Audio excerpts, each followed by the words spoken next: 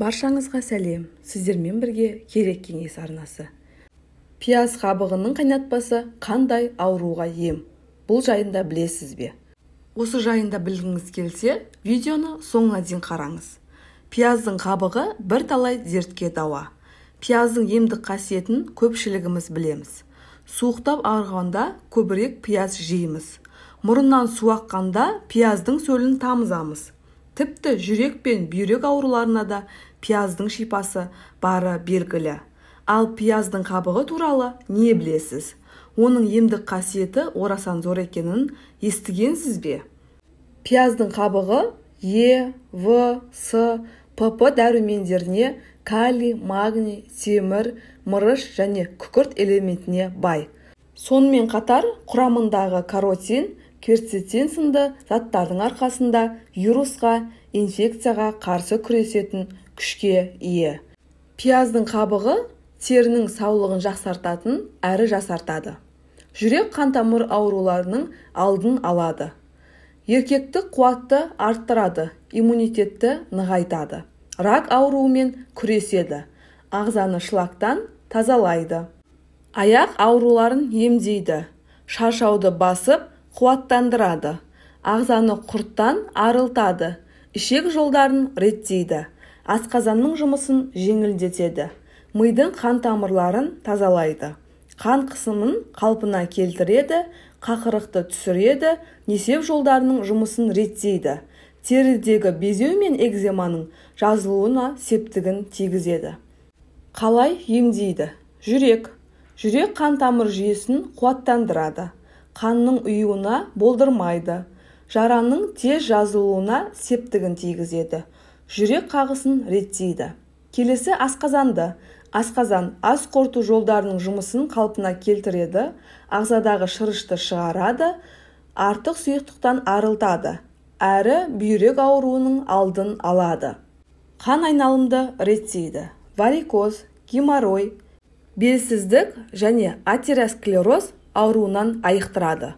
Ағзадағы артық тұзды шығарып, буынның айналасындағы ауруларды емдейді. Инфекциямен күреседі. Суыққа, вирусқа, саңырауқұлаққа қарсы шипа. Сонымен қатар қайызғақ, табанның қотырын, тері ауруларын, қабыршықтануды, терінің сезімталдығы мен тегістігін емдейді. Бұлшықеттердегі ауырлықты, шаршауды, күйзелісті болдырмайды. Сондай-ақ шаштың түсуін тоқтатады, қайраттандырып, қуаттандырады, әрі жылтырлығын арттырады. Қалай дайындайды? Бүйректі емдеу үшін 2 ас қасық ұсақталған пияздың қабығын 2 стакан суға салып, отқа қоясыз. Бір қайнап шыққан соң қақпағын жауып қойыңыз. Шамамен 30 минуттан соң тұнбаны сүзіп алып, 1 ас қасықтан күніне 5 рет ішесіз. Қан қысымы жоғарылаған кезде пияз қабығынан шай демдеп ішіңіз. 1 стакан қайнаған суға 1 ас қасық ұнтақталған қабықты саласыз. 15-20 минуттан соң сүзіп алып, шай ретінде ішесіз. Бұл шай қан қысымын реттейді. Сіңірдің тартылуын қойдырады, әрі ісінуді болдырмайды. Сонымен қатар бас ауруынан айығасыз. Суық тигізуден сақтаныңыз. Тәбетіңіз артып, қан тамырларды тазалайды. Ал холестериннен құтылып, тамырдың саулығын арттырғыңыз келсе, мына тұнбаны дайындап ішесіз. Ол үшін 1 ас қасық ұнтақталған қабықты 1 стакан араққа саласыз. 2 аптадай күн тимейтін жерге тұндырып қою керек. Осы уақыт өткен соң тұнбаны сүзіп алып, 20 тамшы өсімдік майын қосасыз.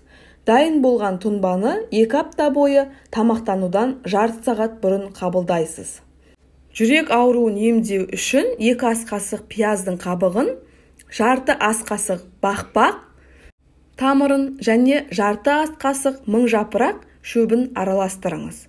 Оны 1,5 литр қайнаған суға салып тұндырасыз. Шамамен 15-20 минуттан соң сүзіп алып, 150 мл-ден ішесіз. Емді тамақтанудан 1 сағат бұрын қабылдайсыз. Емделу мерзімі 10 күн. Ескерту: халық емін қабылдамас бұрын міндетті түрде дәрігермен кеңесіп алыңыз. керек кеңес қажетіңізге жарасын.